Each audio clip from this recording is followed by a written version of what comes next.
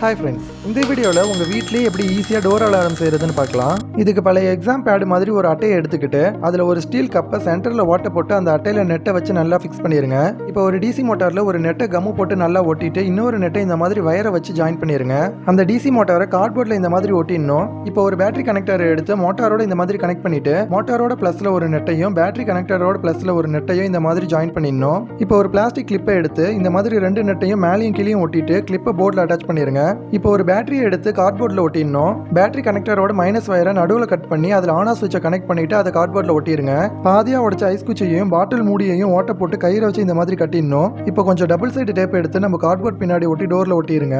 அந்த water bottle மூடியை door ஃப்ரேமில் ஒட்டிட்டு அதில் இருக்கிற ஐஸ் குச்சி கிளிப்பில் மாட்டிட்டோம்னா நம்மளோட டோர் அலாரம் ரெடி. இப்போ டோரை யாராச்சும் திறந்தாங்கன்னா நம்ம அலாரம் அடிக்க ஆரம்பிச்சிடும். இதை நீங்களும் ட்ரை பண்ணி பார்த்துட்டு கமெண்ட் செக்ஷனில் சொல்லுங்க.